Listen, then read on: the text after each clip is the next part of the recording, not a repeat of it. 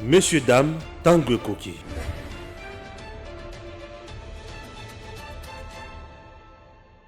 Voilà, Papi Diosso, bonjour. Bonjour Papa Stéphane Balamwange. Bonjour Naba téléspectateurs Nyonso ya Edem Télévision. Je dois commencer d'abord par me présenter. Abengami na kombo ya Papi Diosso Ngando Mwendela Bwenda. Ok. Nazali secrétaire général adjoint en charge de la question juridique et à partie ANCL, Alliance pour la nouvelle classe libérale. Nazali Soussou, coordonnateur et communicateur du changement pour la nation. Donc, je communique en faveur du chef de l'État. Nazela ya Pasteur Gili, où nazo pesa mbote place Azali, parce que wana Azali mentor. Il faut reconnaître les cas qui ont vécu de la patrie à l'Obakayango. Donc, Bissika, les communicateurs Union Sacrée Bazali, les amis de Papi Diosso, les combattants de ANCL, Bissika Bazali, Balandi Nyonso ya Edem Télévision, Mbote Naba. Bilonia Mutubokabwana Kina, c'est qui? Donald Kabasele. Boela Kini. Papa Stéphane, bon, j'ai déjà parlé beaucoup sur cette histoire de la communication. Il y a des communicateurs à l'Union Sacrée. Donc, Union Kenga, Nde Nazali, initiateur. Il y a Elokwana. Nazali, personnalité politique au sein de FPAI. FPAI est force politique et sociale, alliée à l'IDPS. Oui, Kambamina, Laurent Batomouna, place Azali Nazo PC Mbote. Au sein de FPAI, nous avons organisé ce qu'on appelle semaine de redevabilité. Au Tozo Lubela, action et chef de l'État, Félix Antoine Tshisekedi Tshilombo, to sali yango et sili, to yeko organiser les sous journée patriotique, toujours pour renforcer la communication, il y a œuvre, il y a président de la République. Parce que, ayant vu que la communication à la présidence, c'est un peu en faillite, c'est comme ça qu'on avait fait cela. Maintenant, en tant que membre de la commission de la communication au sein de la FPAI, après avoir conçu la journée patriotique, conçu la semaine de redevabilité, nous avons concevoir dans le lobby. Mais ceux qui sont au sein de la FPAI, pourquoi pas aussi conçu la yango na ba communicateur. C'est comme ça que j'ai approché le journaliste Isaac Mutombo, na Petit Mbote, na Yebisien de Kotala makanisi nazana yango. Pesanga ba numéro ya ba communicateur nyonso ozana ba na yango. Donc ba communicateur nyonso ya ba plateforme, ya ba parti politique mais o ezali inclus na Union Sacrée. C'est comme ça qu'il y a pesanga ba numéro entre autres Flori Boatuka, il y a IDPS, entre autres Fumutoto, c'est bon. Bref, papa Stéphane s'il vous plaît na ça, na sali groupe, il y a WhatsApp na kotisi batwana. Mais na ye ko solola na ndeko moko azali proche ya Kabasele na lakisi makanisi. Un jour après na moni basali loko basalaki, c'est des journalistes qui m'appellent qu'il y a un communiqué ya ba communicateur à Union Sacrée, basali me yo zate.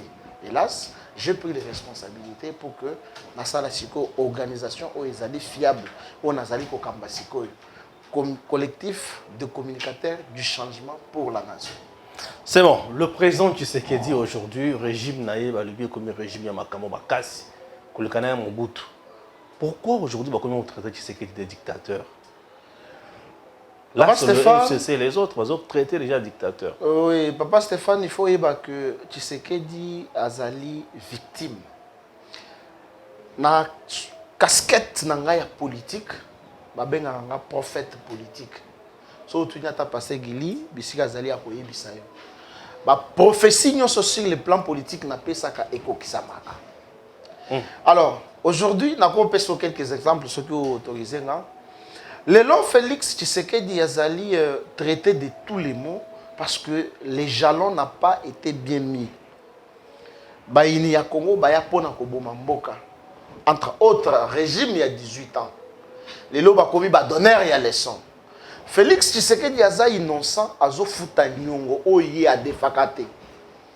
Je vous donne un exemple.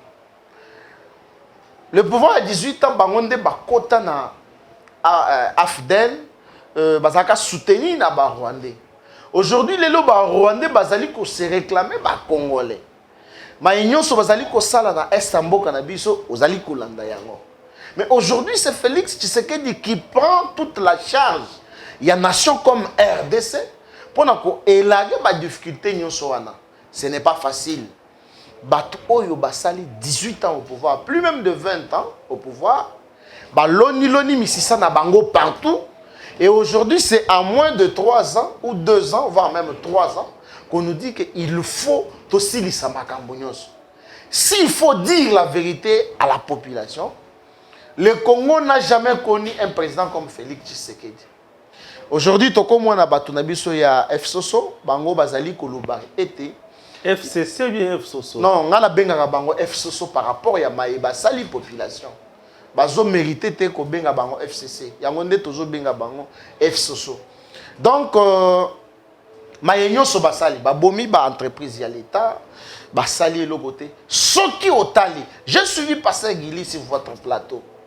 Alors ba société nyonso ya l'état babomi yango.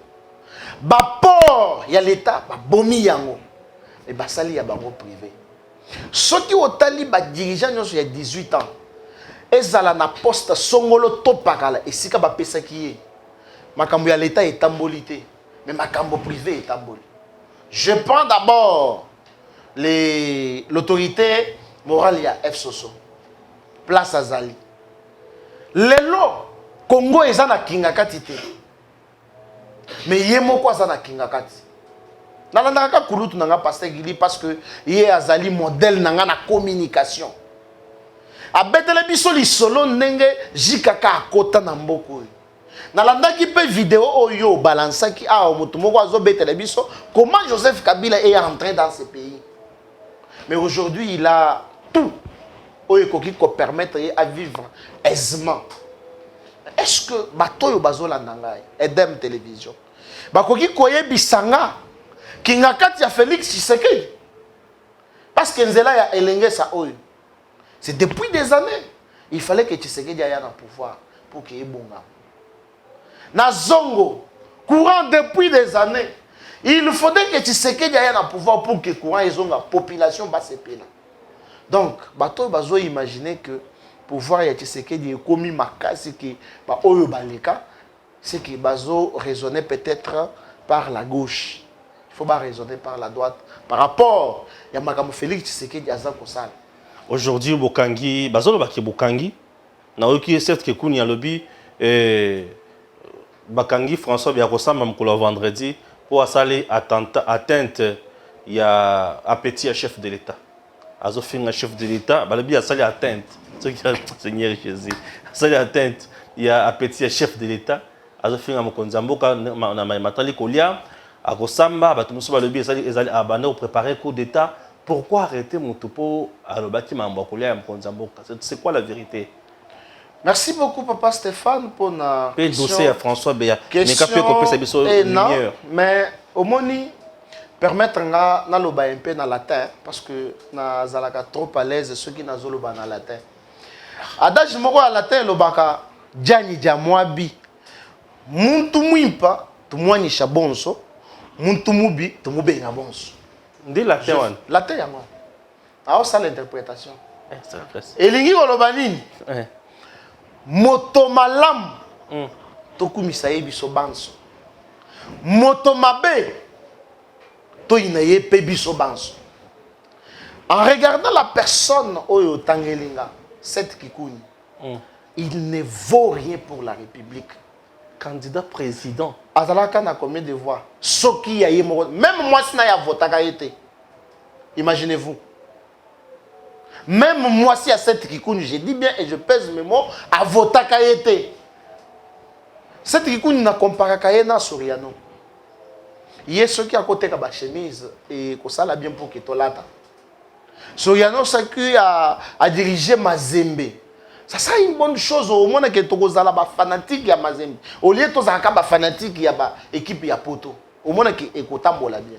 Parce qu'il y a sali plus de 8 ans na gouvernorat na Grand Katanga. Atikala ko tonga stade ya l'état te. Au moins stade ya yé privé à tonga yango. Donc état de droit ezalaki nzembo o bisonyo soto zalaki ko yemba tango le fait Etienne Tshisekedi azalaki na bomoi. Une fois IDPS au pouvoir, il n'y aura pas d'opposition. Une fois IDPS au pouvoir, il y aura la mise en place effective.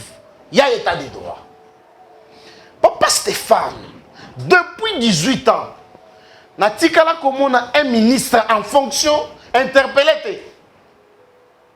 Depuis 18 ans, Natikala comme on a un durcable, il y a président de la République interpellé, arrêté et condamné. Natikala comme on a un côté. Nabetelo lisolo moko. Omoni, la société jadis, il y avait ce qu'on appelle la jungle. Bato babandaki ko vivre na kati ya jungle. Or, na jungle, il n'y a que la loi des plus forts des eaux existent. C'est que moutoko ko tapé na bureau na yo boui. A betio, a longoli a buki ba caméra nyos accueilli. Oko fonde pas été, oko sale pays le côté ceux qui osent apporter. C'est comme ça qu'avec l'évolution de la société, la conscience collective est sangani et le bidin. Nous devons choisir celui qu'on appelle Léviathan. C'est de là d'où est venue l'idée, il y a président de la République ou soit les gouvernements. C'est-à-dire, conscience collective et lobby, Léviathan aux opposants. Moussala na yezanin à répondre à la difficulté sociale na biso. Tozana maïté, tozana couranté, transport et passe, misal les athées. Qui doit donner toutes ces choses? Les Léviathans au biso to pesi mandat. Ceux qui ont pesi bisoté, to ko benganaï. C'est Léviathan à commettre sur pied la disposition judiciaire. À telle enseigne que ceux qui tozana ba différent, to qui n'est pas Léviathan. Tala papa Stéphane a bêti moi si a papi Dosso. Yo Katali Kambol. C'est de là d'où est venue l'idée, il y a pouvoir judiciaire. Et c'est comme ça que Étienne Tshisekedi avait mis en place cette idée, il y a état des droits. État des droits, oh, ils ont idéologie. Ils ont l'obanine. Nul n'est au-dessus de la loi. Toute personne doit être soumise seule à l'autorité de la loi. Maintenant, papa Stéphane, aujourd'hui, il y a des faits infractionnels qui sont reprochés à François Béa. Mais il doit répondre. Mais ce qui est au moins. Atteinte à l'appétit du chef de l'État. Wana ezali ce qu'on appelle ba bouillabaisse, ba toyiboyi, ba charivari, na ba petit esprit. Donc tokoki attaque le bela yangote. François Béa a commis des faits infractionnels et il doit y répondre. Voilà. Décidez. Bah reprocher d'abord atteinte à la sûreté de l'État. François Béa, je dis au conditionnel par rapport à l'enquête de Bazo Mené. Azalaki par élément moko azali kopé ça azo sololana je crois un général il y a pouvoir à 18 ans azo pesa John Numbi voilà oyo Akimi et puis azo pesa ba rapport ya makambo nyonso ndenge ezolekana ba bandaki ko sala kabale moko pour que ba renverser Félix Tshisekedi. Mais Kabala na bango esimbité, voilà que abimi na poisson. Voilà les faits qui lui sont reprochés. Donc il doit répondre à ces faits infractionnels. Parce que Tozali n'a état de droit. État de droit, même Félix Tshisekedi, ceux qui a sali haute trahison, il doit répondre. Que dites-vous aux gens qui pensent que Félix Tshisekedi est incompétent et il ne mérite pas de diriger le Congo aujourd'hui? Voilà, Batouana n'a quoi sabango que Bazali animé na mauvais esprit. Mauvais esprit. Mauvais esprit. Parce que dans ça même il y a Basali Nanzambe Moussousou ou Tozali Kolanda. Moi je sais que Saint-Esprit est vendu à la motema, papa Stéphane. Mais actuellement, j'ai constaté que Saint-Esprit est vendu à la sous na motema et comme vendu dans la poche. Comment ça? Moutouazui Saint-Esprit a tient na poche. A comme au tambol, a comme la victoire boy, poche et toboki. Saint-Esprit est quoi? A comme au bêta le bogo, mais n'a pas qu'il Saint-Esprit n'a pas eu. Saint-Esprit est quoi? Et tu as bon. Comme pour dire que même les hommes de Dieu, na bateau bazolo bawana, il y a un agenda caché. Il y a batumoko boy bazali simana yango, na bango plutôt. Oyo bazali kolinga Félix Tshisekedi te, bako pesa bango misolo pour que baloba oyo bazali koloba wana. Revenons que Félix Tshisekedi n'est pas incompétent, ni Niassali depuis qu'il est au pouvoir. Voilà. Le régime Kabila, ça Je suis très à l'aise. Je prends la constitution Otozali Nayam. Oui. Ça date du 18 février 2006, si je Très ne bien. m'abuse. Oui, bien sûr. Article 43. Ils allaient consacrer gratuité à l'enseignement. Oui. Vous voyez que ceux qui, un chef d'État ne respecte pas, même une disposition de la Constitution, ils ont haute trahison. Pas nécessairement. Mais, non, haute trahison, non, pas nécessairement. Puisque c'est mon enseignement, ceux qui ont respecté un côté, il ne s'agit pas de la haute trahison. Non, moi je suis juriste, je parle sur les plans je juridiques. ne refuse pas, même sur le plan juridique, ne pas respecter un article, il y a tout article, il y a disposition. Disposition. Et ça a disposition clé. Oh, il y a quelque chose qui est au Simbi, au Salikambo, et comme autre trahison. Je ne sais pas si je me trompe. Non, non, papa Stéphane. Et ça, dans l'article, mon côté dans la Constitution, où ceux qui ont salé en côté, où il y a haute trahison. La loi est impersonnelle, elle est abstraite. Elle doit être respectée en entière. Okay. Félix Tshisekedi entre au pouvoir. Mais pendant la période de la campagne électorale, Félix Tshisekedi a le but gratuité de l'enseignement et vous allez parmi les cheval de bataille. Ouais. Aujourd'hui, maman ba oteka matembele, ba coopéra na zamba. Ba maman nyoso bateka ka ba makala. Ba tuna bande ko nanga nyoso bateka ka ba mapa. Plus de 4 millions d'enfants ba longwe nzela ba koti kailas. Oui, bah autant en a assez, avant de assez. Je vais maintenant vous dire par un adage. Vous voyez bien, ceux qui ba boti moi na papa Stéphane, ce n'est pas le même jour que moi on a reçu manière ya makasi. Cela veut dire que moi, je suis botami, c'est une famille. Oui, oui. Mais le papa ne dira pas que moi, je suis botami, lelo, moi, je suis tambola. Non. Ça lui demande le temps. Le temps, c'est que moi, je suis en train de vendre. Je vends ici. Moi, je suis en train de vendre. Après, moi, je suis en simba, na babiloko. C'est ça la difficulté que nous avons. La gratuité de l'enseignement est-elle effective? Oui. Mais elle présente aussi des difficultés. Ça, il faut le dire. Même dans Moussala journalisme, papa Stéphane. Ce n'est pas que aussi ici, facile. Les gens ont présenté l'émission. Non, je n'ai pas fait facile. Non, je donne un exemple. Moi, je suis politologue et puis j'ai suivi juste une formation et il y a un encadrement dans la salle de la rédaction. Merci beaucoup. Ouais. La PCO attend dans Moussala Nabiso. Au sali droit. Au Silici, il faut aller à l'avocat. Mais pour aller à l'avocat, il faut passer dans un test. Au sali test, au jury, au prêter serment au premier avocat. Papa Stéphane, je vous dis que même ceux qui ont télémi, les bossons et banzouzi, au défendre qu'il y a un yotendenge l'ongobani. Au cause à la de na frousse. Pourquoi? Parce que c'est la première fois. Oui. Mais au fil du temps, et que au cause à la, on s'habitue devant les magistrats, au moment qu'on acquérir une certaine connaissance. Ouais, c'est comme ça avec la gratuité de l'enseignement. Bien sûr. Que personne ne me dise que non, tant ceux qui faillent les lots, à continuer à pouvoir, à mettre sur place, je ne sais pas moi, un projet ou soit quoi que ce soit, nous ce qu'on bandaka avec bonheur. Non. Il y a toujours des difficultés à rencontrer. Mais seulement, on est au soloba, et zalinde, effectivité, il y a état de, s'il vous plaît, gratuité de l'enseignement. De base. Deuxième point. Uniquement ça?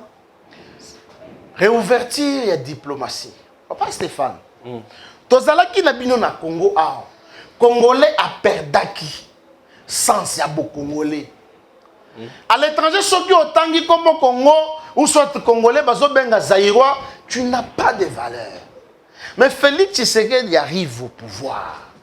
Alors, la première des choses, qui peut la priorité, to réformer la relation diplomatique. Aujourd'hui, un Congolais a la valeur, na poto, ou bien na bamboka en Afrique, mususu. Donc voilà ce que le président de la République. Ceux qui moutoient le but que non, le président de la République est incompétent, moi je n'accepte pas ça. Par rapport à l'œuvre, tous allez comme on a sur place. Les social des Congolais aujourd'hui, par terre, on oui. C'est que les gens disent. Aujourd'hui, Félix Tshisekedi a lobby azo kangaba cacho illégaux. Yomoko monaki na pouvoir à 18 ans. Même vous les journalistes, liberté d'expression, ils allaient quitter. Bazo kanga, même ils sont analystes politiques, leaders d'opinion. Oyebi yo moko ata même Soriano a bengana maki. Mais c'est lui qui a fait que Aya na Congo. C'est Félix Tshisekedi. Félix Tshisekedi a levé Aya non. Tous les prisonniers politiques faut babim. Même Kabila aussi tous les non, Kabila salangoté papa. Abanda libérer les prisonniers. Kabila banda ko libérer les prisonniers politiques. Il libérer qui? Abanda libérer batu pamba bakunu no bazo kanga. Ndé abanda ko libérer. Ya tikalo libérer prisonniers politiques. La preuve en est que Katumbi a kendaka, même les exilés politiques, lorsque Tshisekedi est venu au pouvoir. Na mona kutu natala na émission na passer Gili à Lobaka. Pour que ton dima que Félix Tshisekedi aza président P aza mobile. Fang Diongo Abima. Oyo général aza caporal ou bien général oyo nani. O ba reprochaka oya boma que ya boma ka musée. Comment il s'appelle encore Eddie Capen. Eddie Capen. Soki moi na mona bato balobaki soki nga na Monica Eddie Capen libanda na ndimi que Félix Tshisekedi aza président. Aujourd'hui Eddie Capen est dehors. Voilà les efforts. Même papa Stéphane, par rapport à la social au lobby. Social, il y a peuple congolais. Et l'ingi kolobate ka ke biloko emati. Social, il y a peuple congolais. Ezate kaka nzungu. Mais social, ils ont englobé aspect ébélé. Aspect nzela, aspect ba hôpitaux, aspect. Biloko ébélé. Et donc, ceux qui ont eu pouvoir à 18 ans, papa Stéphane, la société à l'État, la commission à bango privé. Ils ont signé un contrat à Bambo comme croyant que non, biloko wana ezo ya na compte à l'État, alors qu'ils ont un compte privé. C'est sûr que non, il faut le même jour que Félix Tshisekedi. Aya, non. Un adage latin dit Hawaii kuba kuba, ujanjiku te yankwaji. Voilà la terme il y a un beau canine. Papa Stéphane Okoyoka badage latin ah yo moko golem. Et ça latin congolais. Ah latin congolais. Oui. Parce que ce que yoki ka kombo nanga. Okozala na doute te que moto aza congolais de père et de mère soit d'origine. Papi Yoso ngandu mwende la bwinda. Troisième intellectuel de Kabeya Kamo. Après Etienne Tshisekedi, François Mambo et c'est Papi Yoso. Hein? Voilà. Nazongela adage latin nanga. OK. Hawa ya kubo kujanjiku te yankwaji. Cela veut dire quoi? Lorsque tu pars chez les voisins, il faut d'abord voir la façon dont ils vivent. Et c'est comme ça que tu pourras aussi commencer à vivre. Ok, papa voisin, au côté bango bazo vanda na se. Kolobate o papa Stéphane, pone nini pa na bino bo vanda kana se te. Yo tala. Oyeba pourquoi bazo vanda na se. Omoni bazo lia na maboko. Kolobate ke pone nini bino bozo lia na maboko biso to lia kana fourchette te. Yo tala. Oyeba pourquoi bazo lia na maboko. C'est comme ça avec Félix Tshisekedi. Quand il est venu au pouvoir, il faut d'abord voir Batoyo Bazalaka Awa, Joseph Kabila. Babomi mboko yo. Batiki yango na libulu ya mwindo nde batiki yango. Ba société nyonso baboma oyo basali boye. Qu'est-ce qu'il faut faire? Tokota kota nanu na bamadusu. Bisika nyonso bango ba pozaki. Ba miboku na bango. C'est après avoir découvert nyonso wana d'être kotambo. C'est ça ce que nous sommes en train de vivre. Mais au moins que parce que ba carte na bango nyonso les a dévoilé, ba komi au foot ba journaliste moko balika na ba TV na soso o tala soso ezalaki boye lelo e komi autant bazo leka même na préservatif na éviter déontologie à journalisme ezalaka appliqué oui ou non. Voilà papa Stéphane. Donc social les autres aspect belé. Peuple congolais bazala kimia, président de la République azali na bonne volonté. La troisième année il y a mandat. Azaka na bonne volonté. Troisième année à mandat, il faut voir. Félix Tshisekedi a été imposé par la Constitution. Il fallait que asa la coalition. Mais coalition wana azosala ngote parce que ye moko alingi. Azosala ngo parce que c'est une loi fondamentale qui lui impose. Mais hélas, asala ngona bandoki politique. mais bandoki wana o bazo lingate développement ya Congo. Papa Stéphane, est-ce que oko tangela mutu ya 18 ans eza la ministre DG oya koti na secteur na ye asali makambo pour na bonheur ya peuple congolais. Mais si ko za zwa oye asali pour na bonheur ya peuple congolais na makambo asali na privé. Tozo mona ba mususu wa Ligue des grands détourneurs ya Congo o lelo et comme il la partie politique. Bukanga Lonzo mbongo détourné. Mais ce qui est université privée. Dans quel standing? Mais est-ce que même Inikino et Zaki réhabilité, il fallait Félix Saya pour réhabiliter Iniki? J'ai vu un interprète Vital Kamere en 2006, Dixit Passé-Guili. A interprété Jikaka. On va construire dans chaque province une grande université. Question à Emmanuel Ramazani Chadar.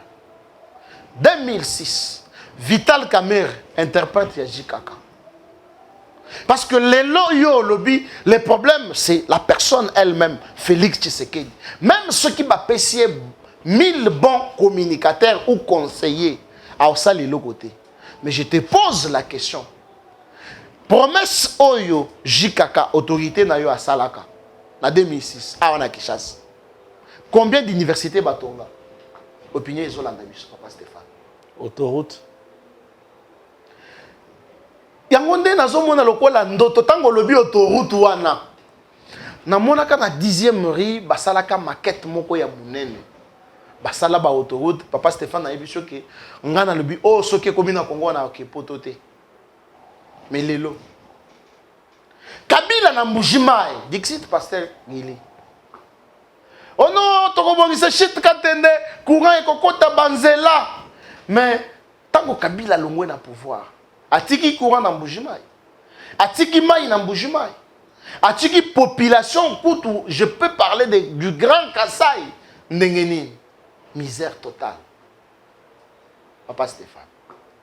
Donc ce qui ont moni lelo muto azali ko comparer Kabila na Félix Tshisekedi, ils en est comparer Satan na Nzambe. Voilà. Je vous assure. Je vous assure. Aujourd'hui, les Congolais sont la fière, il y a un président Tshisekedi comme président. Oui, exactement. Les lobes Congolais, il faut baser la fière. Vous avez un président de la République. La première des choses, Papa Stéphane. Oui, bien. Au moment où les gens pensent. Oui. Article 19 de la Constitution. Et le bas. Non, 17. Liberté ezali détention eza exception mais liberté n'est-ce pas ezali je peux dire principe voyez-vous règle la règle mais ce que talinde batu bazalaki malmené il n'y avait pas la liberté d'expression ne serait-ce que tout aspect des choses ouana. Lelo, oyebi ke soki na vandi na ndako na kotala TV. O changer boy, o chaîne Kingandi. O changer boy, o chaîne Kingandi. La façon dont on maltraite le président de la République. Mais au moins on est inquiété. Oh mais c'est Chilombo, incompétent. Mais c'est Chilombo. Ceci. Est-ce que à la période il y a Kabila, yo au vandi na TV, au lobby que Kabila est incompétent. Non, vous, bino kutu awa bazo ba muke mais bino bana ofinga Kabila kwande. C'est ça le problème. Oui, bisanga e façon nyonso. Oui, bisanga nde ba bana ko finga e. Non, bino bofinga Kabila kwande. Mais bino batoyi de pes. Non, ceux qui ont s'il y a des gens qui insultent facilement s'il vous plaît Papa Stéphane. Paraît-il au batoba. S'il vous plaît Papa Stéphane, na yebso ile ko moko. Oui. Moi je suis villageois. Né grandi à Kabeya Kamwanga. Et j'ai même étudié une partie de mes études là-bas. Mais ce qui m'a dit, c'est papi Dioso, yoza villageois. Na Osilika? Non, mais Osilika, pourquoi ils ont origine? Mais voilà. Mais maintenant, si vous avez que Oyo Tobandaki Koloba, ezalaki insulte, ezalaki une réalité. Dixit Moïse Katumbi Soriano. Aouti Kobima Walobi, Kabila l'Axebiso passeport Oya Koti Tango na Congo. Kabila, c'est un vrai Rwandais. Wana, Moïse Katumbi Motoalo Bango. Le vrai Judas, c'est lui. C'est quoi, tu ça qui dit? Si tu as le bien papi, tu as exactement dans ça. Dans aussi le Canani. Voilà. Mais les lots, Félix Tshisekedi, il a connaître. Ceux qui ont allé attendre qu'on a eu, journaliste, je m'excuse, il y a Kimiwana. Biloko ya lobby. Non, Péoloa. Péoloa. Biloko ya lobby wana. Est-ce qu'à l'époque, il y a Kabila? Péoloa, pourquoi il y a le babongo? Libido? Pour la présidente de la République? Une institution. Non, et ça n'est pas cité. Ils ont la kisaka bonne volonté, bonne foi, ils allaient incarner dans Félix Tshisekedi. Voilà même collectif, il y a des communicateurs, on a dirigé et lobby. Collectif des communicateurs du changement pour la nation. Changement, tu bandaï koluka yangwa. Quelquefois, au fini, mais tu n'es pas inquiet. Aussi, mise là, ok. À qui mi ponani, le président de la République, j'aurais appris qu'il y a le bi, qui paye coûte. Ah, ça, la makambunaï. Voilà, papa Stéphane. Donc, pouvoir y a Fachi, et ça pouvoir moko yé ko libérer Congo. Parce que Fachi a mettre le premier jalon pour que Congo ait décollé. Total a été que non, a sali 3 ans. Mais les 3 ans là, a sali mon côté, Kabila dirigeait seul. Ce que Kabila disait était comme dans l'église. Alléluia, amen. Au moins, il y a ministre nyonso, bato to bangaka. Papa Stéphane, ils ont magamususu, on a rolo bang en na TVT. Bato oyo zo mona ke to bangaka wana. Mutu moko akenda na kingakati bazaki na ba réunion ya kindoki politique na bango wana. Akuti indurcable, je dis bien indurcable. Serveur na kingakati. Durcable serveur na kingakati. Oui. Bon, vandi na mesa boy, ceux qui moi mouchoir no non s'il vous plaît, c'est lui qui ramasse à PCO. Oh non, j'ai besoin de l'eau, yé mutu aké ko zomai aye ko pesa. Imaginez-vous. Est-ce que Batouan Nande, il faut baper ses missions non.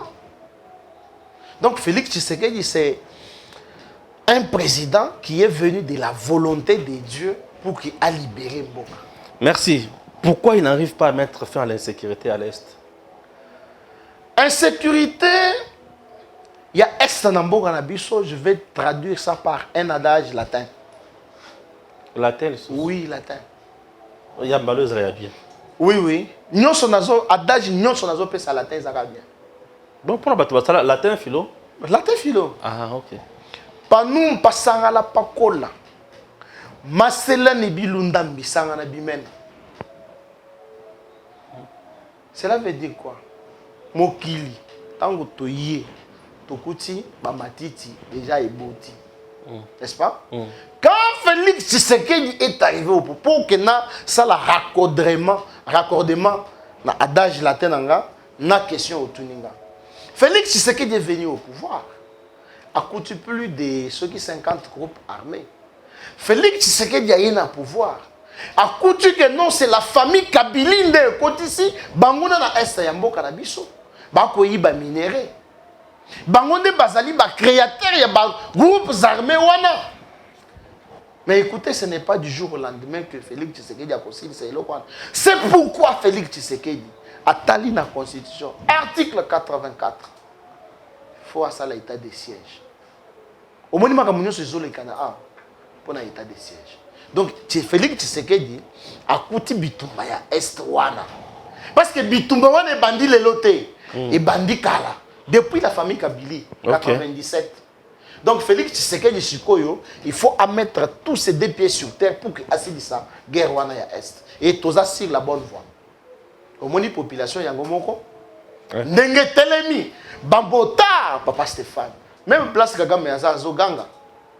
Baoko kinina bilei. Peut-être Kagame. Bilei ya kolia. Mais regardez-moi ces voyous bazo. Azo sekate. Si tel les gars. Rwanda et au foulé les sous makolo nango na Congo.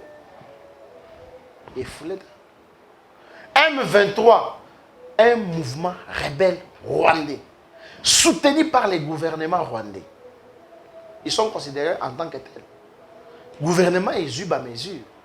Donc Félix Tshisekedi doit faire ce qu'on appelle nazo sala siko raccordement na adage mususu.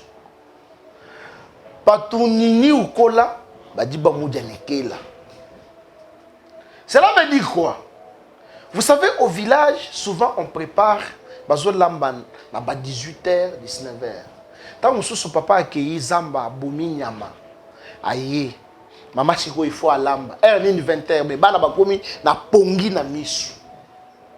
Maman a cheka ka musuni na moto boye et toki penza bien te cheka mo mafuta na mungwa. Service siko bana balia. Moi na komi ko simba musuni alia boye akokate. Qu'est-ce que maman fait? Maman ko zwambeli. Abandi ko kata. Ba morceau ya mike pour que permettre bana balia. Donc musuni et komi makasi, il faut bakata ngona mbeli. Voilà ce que l'adage dit. Mais ce qu'on peut rallier yango na question na yo. Cela veut dire que parce que souffrance yakobuma bantu et leki na est. Yango nde au moins un général moko ya la police a lobby ba papa, ba maman, ban bokota na bandako, bozwa machette, bozwa bambeli, poto benga na mongona. Parce que musuni komi makasi mbalo photo yango na mbeli. Poto katikati yango na minu to kokite, il faut se kotokata ngona mbeli. Voilà ce que ça veut dire. Ok. Enfin, 4 généraux, na 4 armées, ma bengani bango. 4 officiers, un colonel et 2 majors, et 3 majors. Un président a aussi une volonté ensemble. Au côté de la bon, on a vu que sur le plateau, la question est là, réponse est là. Mais on a toute une opinion. Pendant 18 ans, même Caporal Azalaka révoqué. Ce qui veut dire que président honoraire Azalaki na complicité dans le gouvernement rwandais pour une infiltration. Et donc Félix Tshisekedi a mettre toutes les machines en marche, va détraquer Siko Batouana. Ils sont maintenant à découvert. C'est comme ça qu'il va révoquer. Mais à ce que moi je sache, il ne fallait pas seulement révoquer Bango, mais il fallait Bakanga Bango Basala Boloko. Mon prédécesseur sur cette chaise, il est à lobby pour la pendaison. C'est un point de vue que je dois respecter. Et je risque même de me rallier à ce point de vue-là. Il fallait penser à me la bango biso na stade de martyrs. Bakati bango mito. Pour que ba oyo bazotala. Bazosala ba infiltrer mususu ba banda okima bango moko. Voilà. Nous disons seulement merci au président de la République pour na musala zo sala pour le bonheur du peuple congolais. Merci. Messieurs, dames, Tanguy Koki.